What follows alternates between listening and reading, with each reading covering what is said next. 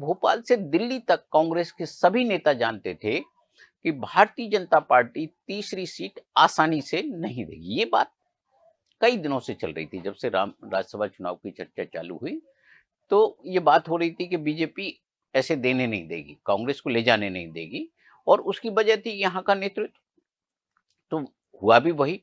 Bharatiya Janata party ने जो है अपना एक कैंडिडेट उतारा है, तो इसकी जो वजह थी वो वोटों की संख्या सबसे ज्यादा महत्वपूर्ण थी। यदि रणनीतिक तौर पर देखें, तीसरी सीट जीतने के लिए कांग्रेस को 58 वोट चाहिए थे।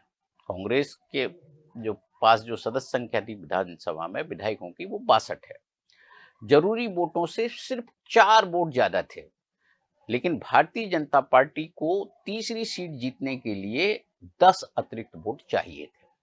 10 वोट जुटाना बहुत कोई आसान काम नहीं होता। 10 विधायकों को आप खरीदें। आप फिर कहेंगे कि 2020 में सिंधिया के साथ 22 गए थे, तो सिंधिया के साथ एक चेहरा था। लेकिन यहाँ 10 विधायक एक साथ छोड़ के जाएंगे तो किसके नेतृत्व में छोड़ के जाएंगे? क्या कमलनाथ के नेतृत्व में, दिग्विजय सिंह के नेतृत्व में, किसके नेतृत्व में छोड़ेंगे? तो ये आसान काम नहीं था। फिर भी पार्टी ने जबरदस्त आत्मविश्वास के साथ तीसरी सीट पर उम्मीदवार उतारा। इतनी सबके बाद उतारा, कांग्रेस हड़बड़ा गई। उससे जो है क्रॉस वोटिंग का खतरा सताने लगा। विधायकों की घेराबंदी की गई और विशेष विमान से बेंगलुरु भेजने की तैयारी कर ली गई। कांग्रेस को अपनी कमजोरियों और गलतियों पर गौर करने का मौका भी नहीं मिला।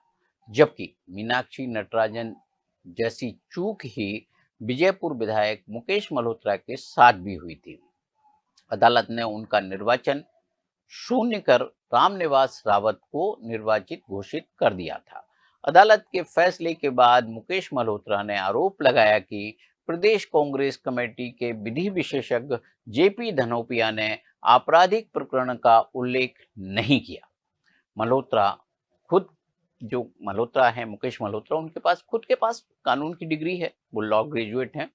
उन्होंने नामांकन पत्र के साथ जो शपथ पत्र लगाए उस पर हस्ताक्षर भी किए हैं। तो बिना पढ़े लिखे तो हस्ताक्षर किए नहीं होंगे। तो ये बड़ा स्वाभाविक सी चीज है और यही अदालत ने ऑब्जर्व किया।